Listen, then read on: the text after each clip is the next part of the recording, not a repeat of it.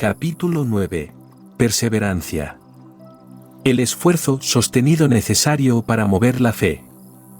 El octavo paso hacia la riqueza. La perseverancia es un factor esencial para el procedimiento de transformar el deseo en su equivalente monetario. El fundamento de la perseverancia es la fuerza de voluntad. Cuando la fuerza de voluntad y el deseo se combinan adecuadamente, forman una asociación irresistible. En general, los hombres que acumulan grandes fortunas son conocidos como fríos, a veces como despiadados incluso. A menudo son mal interpretados. Lo que tienen es fuerza de voluntad, que ellos combinan con la perseverancia, utilizando ambas cosas para apoyar sus deseos y asegurarse así el logro de sus objetivos. La gran mayoría de la gente está preparada para echar por la borda sus objetivos y propósitos, abandonándolos a la primera señal de oposición o desventura. Unos pocos continúan, a pesar de todas las oposiciones, hasta que los alcanzan. Es posible que no exista ninguna connotación heroica en el concepto de perseverancia, pero esa cualidad es para el carácter de un hombre lo que el carbón para el acero. En general, la formación de una gran fortuna implica la puesta en práctica de los 13 factores de esta filosofía. Todos aquellos que acumulan dinero tienen que comprender estos principios, han de aplicarlos con perseverancia. Su test de perseverancia. Si usted está siguiendo lo que se dice en este libro con la intención de aplicar los conocimientos que comunica, su primera prueba en cuanto a su nivel de perseverancia se la encontrará cuando empiece a seguir los 6 pasos descritos en el segundo capítulo. A menos que usted sea una de las 2 personas de cada 100 que ya poseen un objetivo marcado que se esfuerza por alcanzar, así como un plan definido para conseguirlo, puede leer las instrucciones y continuar después con su rutina diaria, sin llegar a cumplir nunca esas instrucciones. La falta de perseverancia es una de las grandes causas del fracaso. Es más, la experiencia con miles de personas ha demostrado que la falta de perseverancia es una debilidad común a la mayoría de las personas. Se trata de una debilidad que puede superarse mediante el esfuerzo. La facilidad con la que se venza la falta de perseverancia dependerá por completo de la intensidad del deseo de cada cual. El punto de partida de todo logro es el deseo. Téngalo en cuenta constantemente. Unos deseos débiles llevan unos resultados débiles consigo, del mismo modo que un fuego pequeño produce muy poco calor. Si le parece que le falta perseverancia, remédielo construyendo en su interior un fuego mucho más fuerte por debajo de sus deseos. Continúe leyendo hasta el final, y luego vuelva al capítulo 2, y empiece de inmediato a llevar a cabo las instrucciones que allí se dan en relación con los 6 pasos. La avidez con la que siga esas instrucciones indicarán con claridad lo mucho, o lo poco, que desea acumular dinero. Si descubre que se siente indiferente, le aseguro que no ha adquirido todavía la conciencia del dinero que debe poseer antes de poder estar seguro de acumular una fortuna. Las fortunas gravitan hacia los hombres cuyas mentes han sido preparadas para atraerlas con la misma seguridad con que el agua gravita hacia el océano. Si llega a la conclusión de que su perseverancia es débil, centre su atención en las instrucciones contenidas en el capítulo sobre el poder, rodéese de un equipo de trabajo, y podrá desarrollar la perseverancia a través de los esfuerzos cooperativos de los miembros de ese grupo de personas. Encontrará más instrucciones para el aumento de la perseverancia en los capítulos sobre la autosugestión y la mente subconsciente. Siga las instrucciones perfiladas en esos capítulos hasta que la naturaleza del hábito transmita a su mente subconsciente una imagen clara del objeto de su deseo. A partir de ese punto, ya no se verá obstaculizado por la falta de perseverancia. Su mente subconsciente actúa continuamente, tanto si usted está despierto como si duerme. ¿Tiende usted a la conciencia del dinero o a la conciencia de la pobreza? No le serán de ningún valor los esfuerzos espasmódicos u ocasionales para aplicar las reglas. Si desea obtener resultados, tiene que aplicar todas las reglas hasta que esa aplicación se haya convertido en un hábito fijo. De ninguna otra forma podrá desarrollar la necesaria conciencia del dinero. La pobreza es atraída hacia la persona cuya mente es favorable a ella, mientras que el dinero es atraído hacia la que se ha preparado deliberadamente para atraerlo, y según las mismas leyes. La conciencia de la pobreza se apoderará de la mente que no se ocupe de la conciencia del dinero. Una conciencia de la pobreza se desarrolla sin aplicación consciente de hábitos favorables a la misma. La conciencia del dinero, en cambio, se ha de crear, a menos que uno haya nacido con ella. Comprenda el completo significado de las afirmaciones que se hacen en el párrafo anterior, y habrá entendido la importancia de la perseverancia en la acumulación de una fortuna. Si no existe perseverancia, se verá derrotado, incluso antes de que haya empezado. Con la perseverancia, seguro que ganará. Si alguna vez ha experimentado una pesadilla, se dará cuenta del valor de la perseverancia. Se encuentra usted en la cama, medio despierto, con la sensación de estar a punto de ahogarse. No se siente capaz de volverse de lado, ni de mover un solo músculo. Se da cuenta de que tiene que recuperar el control de su cuerpo. A través de un esfuerzo perseverante de fuerza de voluntad, se las arregla al fin para mover los dedos de una mano. Mientras continúa con el movimiento de los dedos, extiende su control a los músculos de un brazo, hasta que puede levantarlo. Luego, de la misma manera, consigue el control del otro brazo. A continuación logra controlar los músculos de una pierna, y luego de la otra. Por último, y con un supremo esfuerzo de voluntad, recupera el control completo de su sistema muscular, y entonces logra escapar de su pesadilla. El truco se ha efectuado paso a paso. ¿Cómo librarse de la inercia mental? Es posible que le sea necesario librarse de su inercia mental. Debe hacerlo mediante un procedimiento similar, con movimientos lentos al principio, para luego aumentar poco a poco su velocidad, hasta recuperar un control completo sobre su voluntad. Sea perseverante, sin que importe la lentitud con que se mueva al principio. Con la perseverancia llegará el éxito.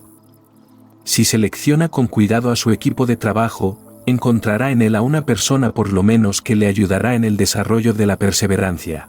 Algunos hombres que han acumulado grandes fortunas lo hicieron impulsados por la necesidad. Desarrollaron el hábito de la perseverancia porque fueron impulsados por las circunstancias y tuvieron que llegar a ser perseverantes.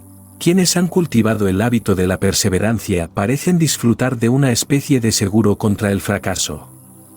No importan las veces que se vean derrotados, siempre terminan por subir el último peldaño de la escalera.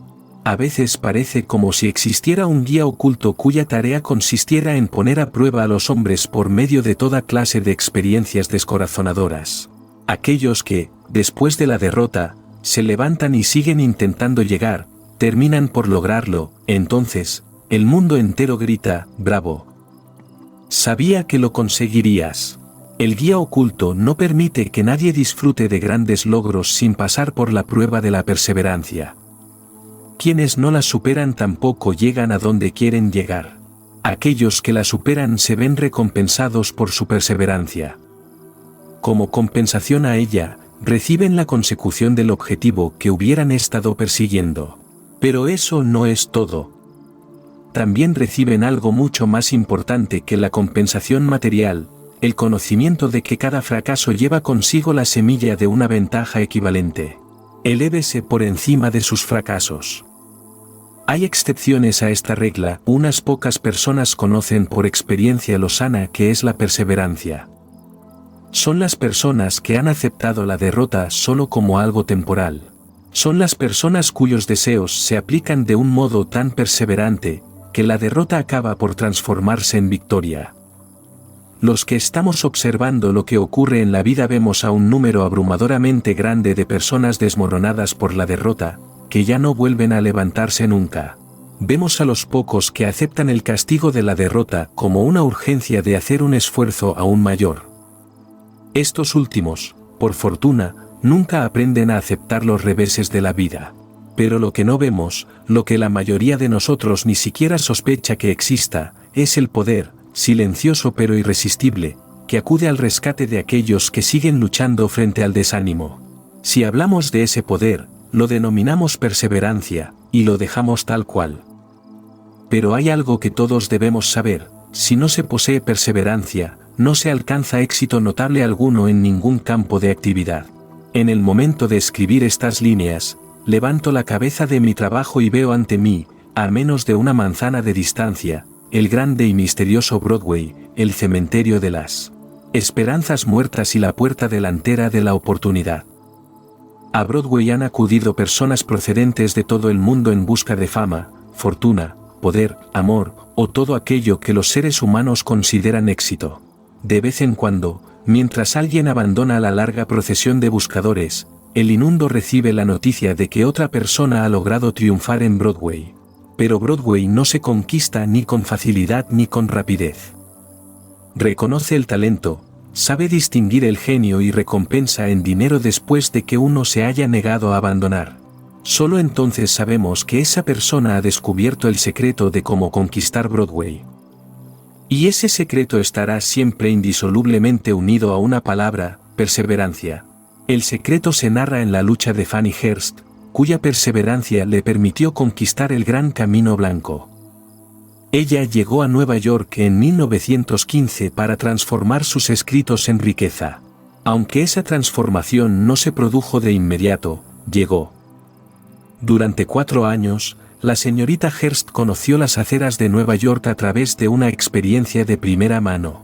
De día trabajaba y de noche confiaba. Cuando el futuro parecía negro, ella no se decía: muy bien, Broadway, tú ganas. Antes, al contrario, pensaba: muy bien, Broadway, es posible que derrotes a algunos, pero no a mí. Yo te obligaré a que te entregues.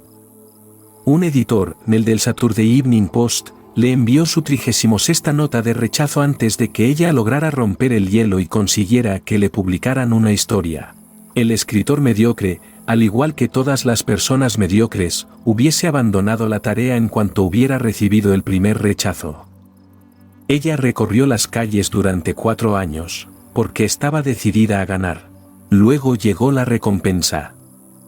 El hechizo se había roto, el guía invisible había puesto a prueba a Fanny Hurst y ella la había superado. A partir de ese momento, los editores recorrieron el camino hasta su puerta. El dinero llegó con tanta rapidez que ella apenas si tenía tiempo para contarlo. Más tarde, la industria cinematográfica la descubrió, y el dinero no llegó en un goteo, sino en oleadas. Brevemente, acaba de leer una descripción de lo que la perseverancia es capaz de conseguir. Fanny Hurst no es ninguna excepción. Allí donde los hombres y las mujeres acumulan grandes riquezas, puede estar seguro de que antes han adquirido perseverancia.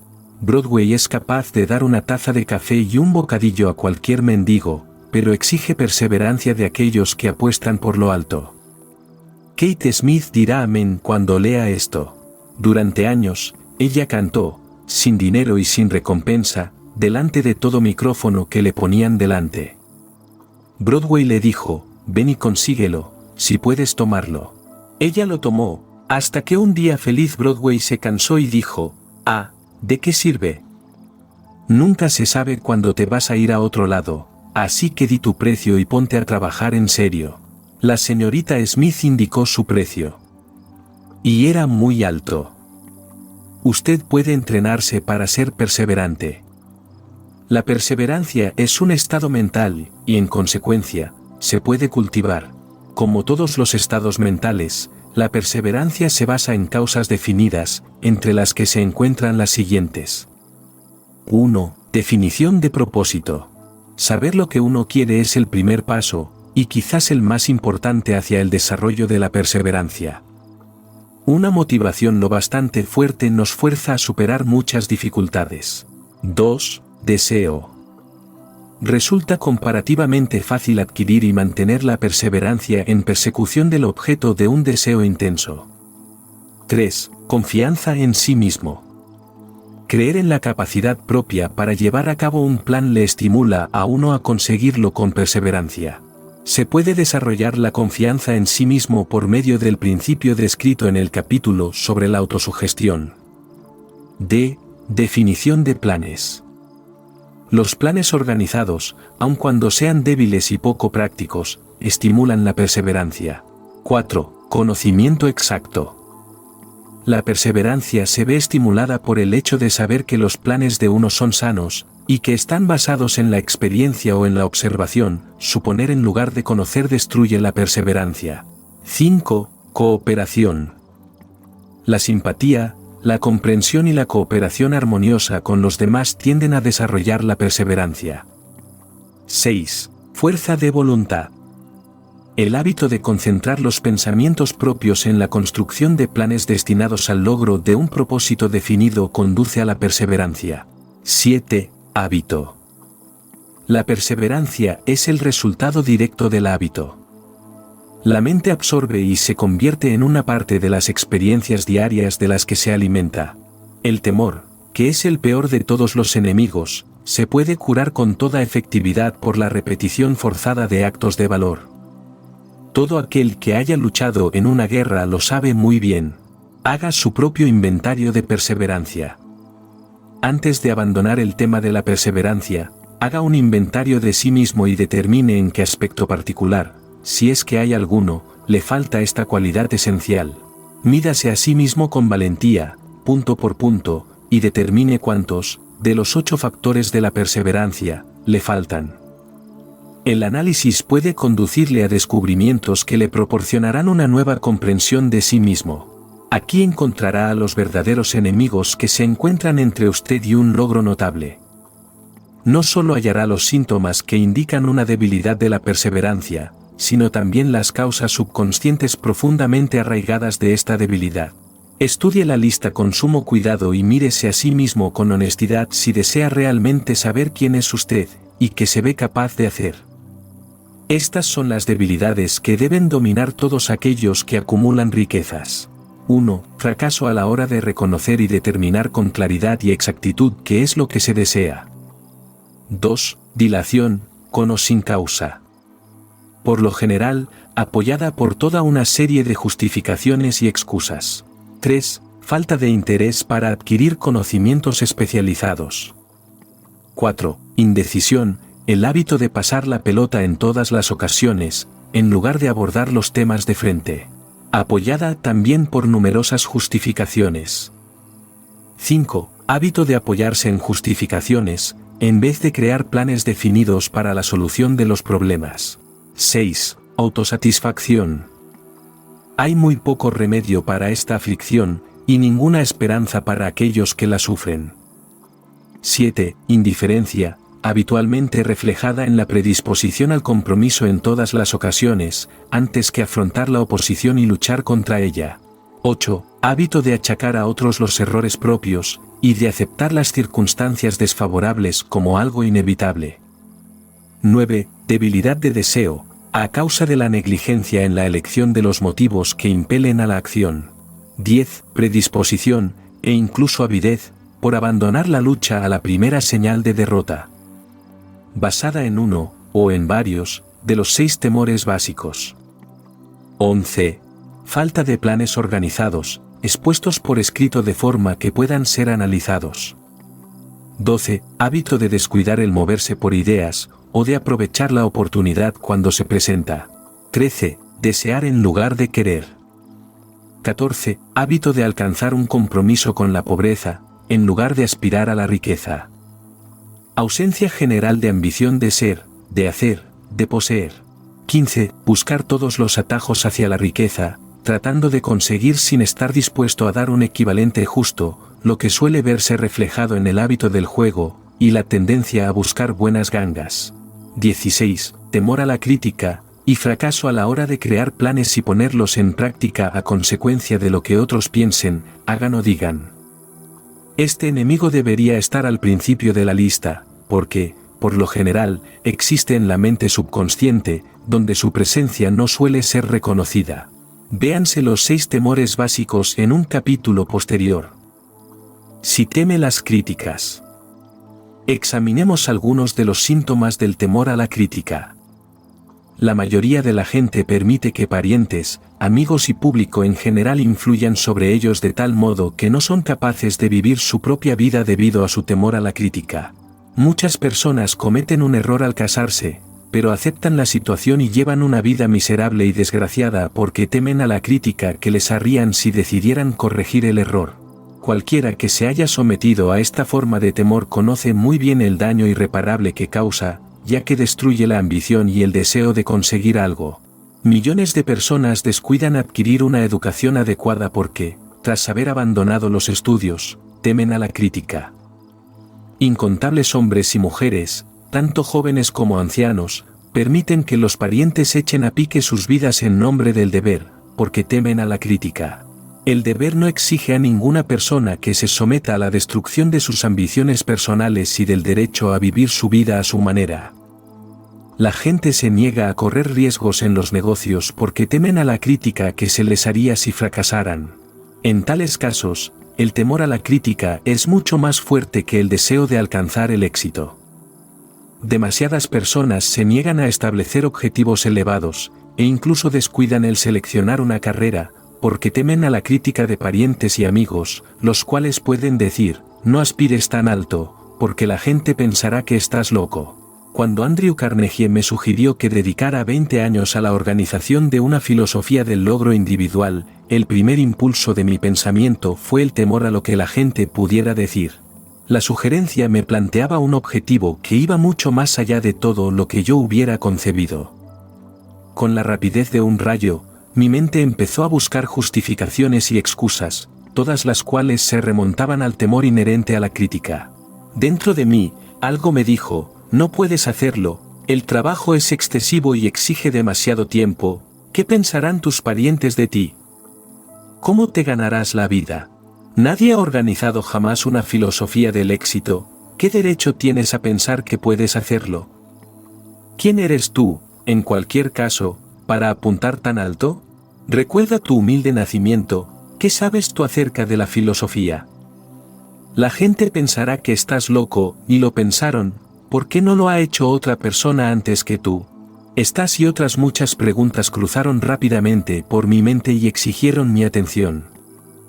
Parecía como si, de repente, todo el mundo hubiera vuelto su atención hacia mí, con el propósito de ridiculizarme para que abandonase todo deseo de llevar a cabo la sugerencia del señor Carnegie. Dispuse de una excelente oportunidad, allí mismo, en ese momento, para matar toda ambición antes de recuperar el control sobre mí mismo. Más tarde, después de haber analizado a miles de personas, descubrí que casi todas las ideas nacen muertas, y necesitan que se les inyecte el aire de la vida por medio de planes definidos de acción inmediata. La mejor ocasión para cuidar una idea es el momento en que nace. Cada minuto que ésta vive le proporciona una mejor oportunidad de sobrevivir. El temor a la crítica se encuentra en el fondo de la destrucción de la mayoría de las ideas, que nunca alcanzarán la fase de planificación y puesta en práctica. La casualidad se puede hacer a medida. Muchas personas creen que el éxito material es el resultado de casualidades favorables. Hay una parte de verdad en esa creencia, pero quienes dependen por completo de la suerte casi siempre se verán desilusionados, porque pasan por alto otro factor importante que debe hallarse presente antes de que uno pueda estar seguro del éxito. Se trata del conocimiento mediante el que se pueden producir casualidades favorables. Durante la depresión, W. C. Fields, el comediante, perdió todo su dinero y se encontró sin ingresos, sin trabajo y habiendo perdido hasta los medios de ganarse la subsistencia, del vaudeville. Además, contaba con más de 60 años, edad a la que muchos hombres se consideran viejos. Él estaba tan ansioso por conseguir un regreso a los escenarios, que incluso se ofreció a trabajar gratis en un nuevo campo, el cine. Además de todos sus otros problemas, se cayó y se hirió en el cuello. Demasiadas cosas, las suficientes como para abandonar el lugar y dejarlo todo. Pero Fields perseveró. Sabía que si continuaba, antes o después, la casualidad se le presentaría, y lo hizo, pero no la casualidad. Marie Dressler también se encontró en lo más bajo y arruinada, desaparecido todo su dinero, sin trabajo, cuando tenía unos 60 años. Ella también buscó la casualidad y la encontró.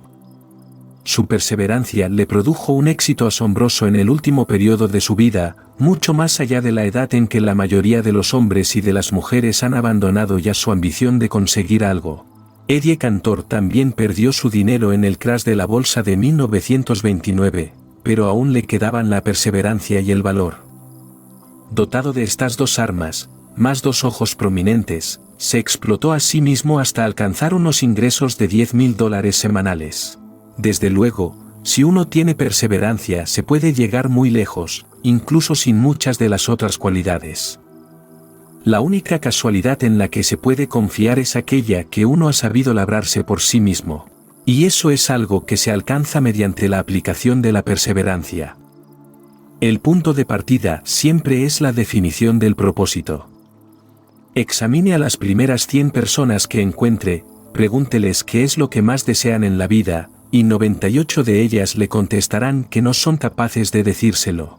Si las presiona para que le den una respuesta, algunas de ellas dirán, seguridad, otras, dinero, unas pocas, felicidad, algunas otras, fama y poder, otras, reconocimiento social, una vida cómoda, habilidad para bailar, cantar o escribir. Pero ninguna de ellas será capaz de definir esos términos, o de ofrecer la menor indicación acerca de la existencia de un plan mediante el que confían alcanzar sus deseos, expresados de una forma tan vaga. Las riquezas no responden a los deseos, solo a planes definidos, apoyados por deseos concretos, alcanzados a través de una constante perseverancia.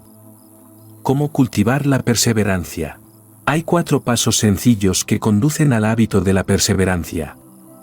No exigen la posesión de una gran cantidad de inteligencia, ni una cantidad particular de educación, sino tiempo y esfuerzo mínimos.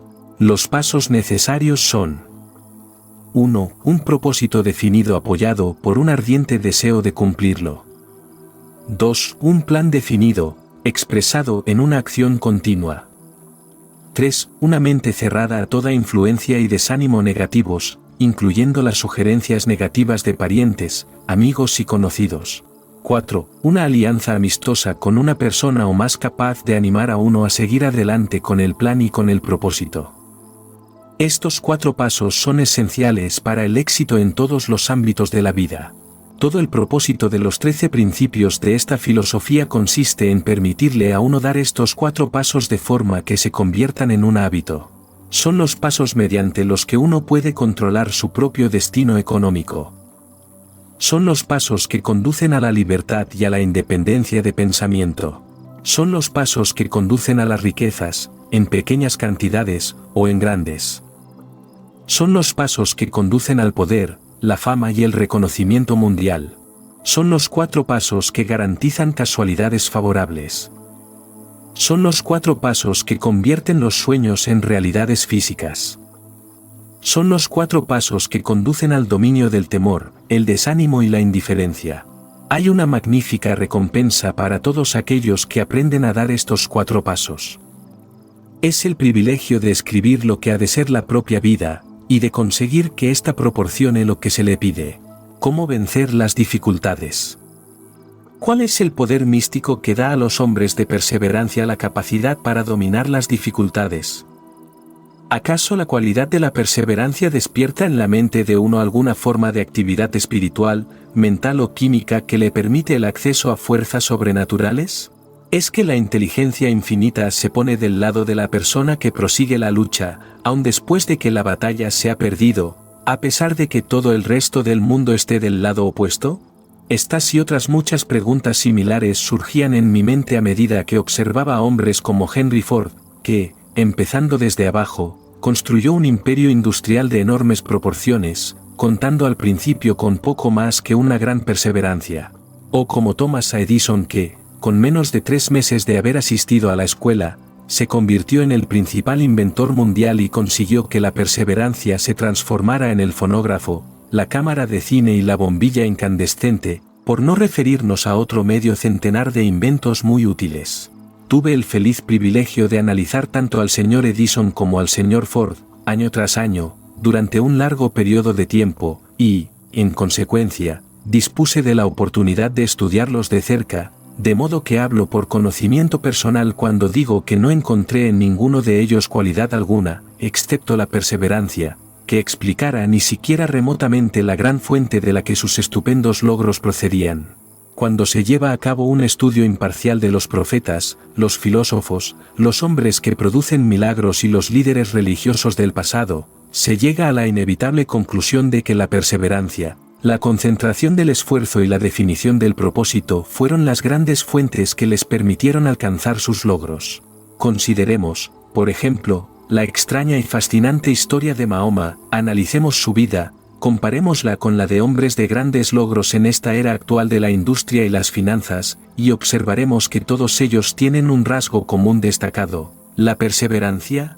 Si está muy interesado en el estudio del extraño poder que proporciona potencia a la perseverancia, lea la biografía de Mahoma, en especial la escrita por Esad Bey.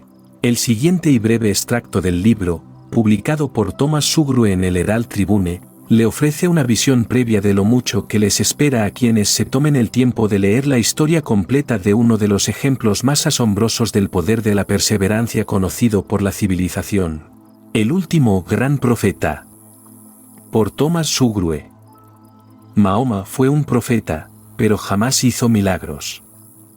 No fue un místico, no poseía una educación formal, no inició su misión hasta que cumplió los 40 años.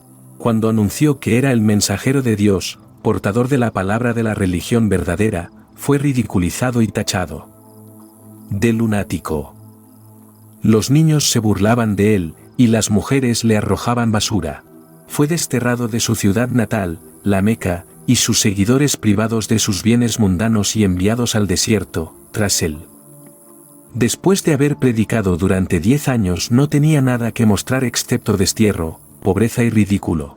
Sin embargo, antes de que otros 10 años transcurrieran, se había convertido en el dictador de toda Arabia, en gobernante de la Meca, y en la cabeza de un nuevo mundo religioso que, con el tiempo, se extendería hasta el Danubio y los Pirineos, antes de agotar el impulso que él le proporcionó. Ese impulso fue de 3 clases: el poder de las palabras, la eficacia de la oración y el parentesco del hombre con Dios. Su carrera nunca tuvo sentido. Mahoma nació de miembros empobrecidos de una familia dirigente de la Meca. Como quiera que la Meca era cruce de caminos del mundo, hogar de la piedra mágica llamada la Kaaba, gran ciudad comercial, centro de las rutas de caravanas y no muy saludable, los niños eran enviados al desierto, a que fueran criados por los beduinos. De ese modo, Mahoma fue alimentado y obtuvo fortaleza y salud de la leche de madres nómadas y experimentadas. Atendió a las ovejas y no tardó en ser contratado por una viuda rica como jefe de sus caravanas. Viajó a todas las partes del mundo oriental, habló con muchos hombres de diversas creencias y observó el declive de la cristiandad en sectas que guerreaban las unas contra las otras. Cuando tenía 28 años, Khadija, la viuda, lo miró con favor y se casó con él. El padre de ella se hubiera opuesto a ese matrimonio, así que ella lo emborrachó y logró que diera la bendición paterna.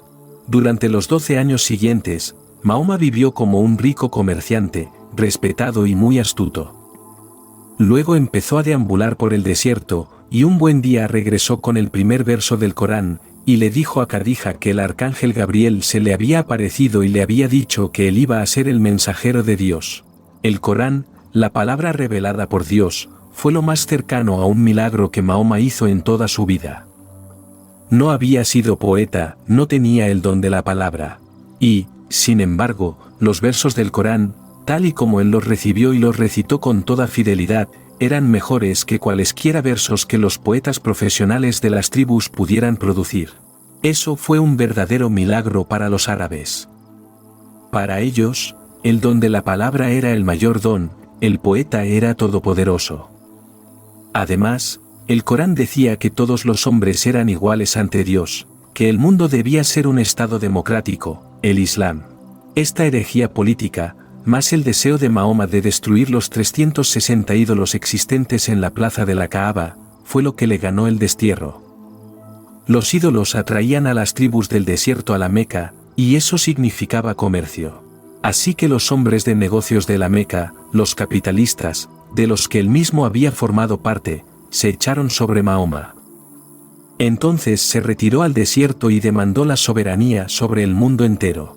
El auge del Islam comenzó. Del desierto surgió una llamarada que no se extinguiría, un ejército democrático luchando como una unidad y preparado a morir sin pestañear. Mahoma había invitado a judíos y a cristianos a unírsele, porque él no estaba creando una nueva religión. Estaba llamando a todos aquellos que creían en un solo Dios a unirse en una sola fe. Si los judíos y los cristianos hubieran aceptado su invitación, el Islam hubiese conquistado el mundo entero. Pero no fue así. Ni siquiera aceptaron la innovación de Mahoma de introducir la guerra humana. Cuando los ejércitos del profeta entraron en Jerusalén, no mataron a una sola persona a causa de su fe. En cambio, cuando los cruzados entraron en la ciudad santa, varios siglos más tarde, no le fue perdonada la vida a ningún musulmán, fuera hombre, mujer o niño. Los cristianos, no obstante, aceptaron una idea musulmana, el lugar de aprendizaje, la universidad.